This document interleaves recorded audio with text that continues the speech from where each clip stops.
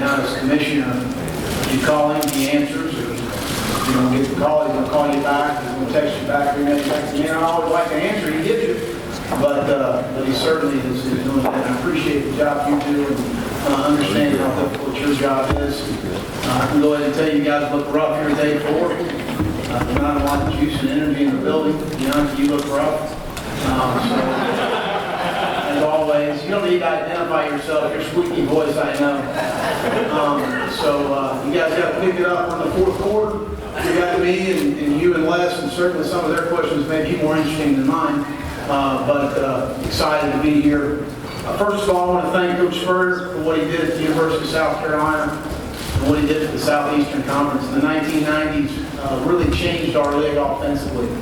I was a player, and certainly he benefited from me playing, and so did his quarterbacks. But as a graduate assistant at Auburn, working for Bill Oliver, I never forget a 6-game breakdown going into their game. And it was 51% run, 49% pass, totally balanced down the middle. And believe me, it wasn't off the chart.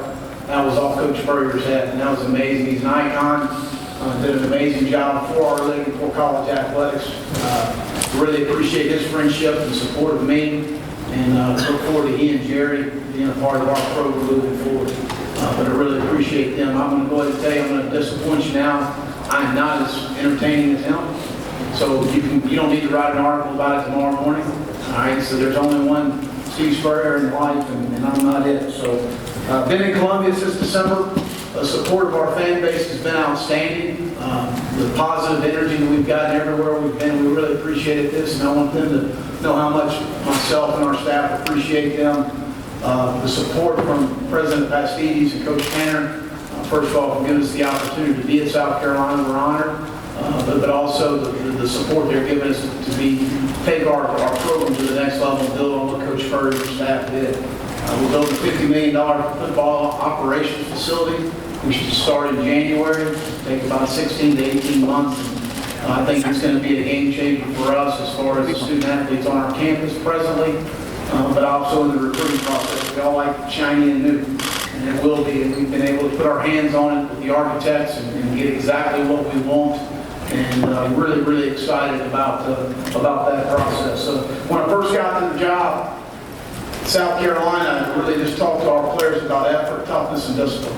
And everything they do in every walk of their life, academically, athletically, spiritually, and socially, giving great effort, having toughness with what you do, and discipline. It doesn't take any ability in any of those situations. It doesn't take any talent if you do that. And I've been really pleased with the reception of our players. Anytime there's change and there's a coaching change and those things happen, there is some resistance. And we've had very little at our place. Our guys have really bought into what we're doing. 3 of the young men we're having today really made our transition extremely smooth for myself and our staff. And we put them through a very difficult off season, a really difficult spring ball, very physical spring ball, and we've had a great summer. And I really appreciate their ownership and what we're trying to do in them owning their experience in South Carolina. This June, we took our team to Fort Jackson, which is since 1917 has trained over 5 million Army troops as far as in the United States of America. It was a team building exercise, but more than anything, it was an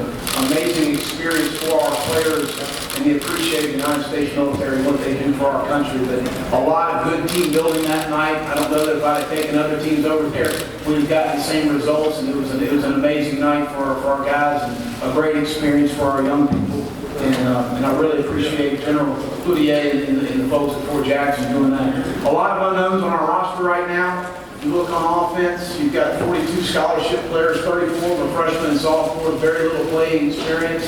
But within those unknowns, I do feel like we've got some talented players. I really do. I've been in this league for a long time, and I think there's some very talented guys in that. Obviously, we're still searching for a starting quarterback. Perry and Brandon distanced themselves in spring, and both of those guys did a nice job for us. Going into fall camp, Lorenzo Nunez will be a part of that competition as well, but he's also going to play some receiver for us. We need some more help at that position. Michael Scarnecchia unfortunately had labrum surgery from a pre-existing injury, and he was at home training in May.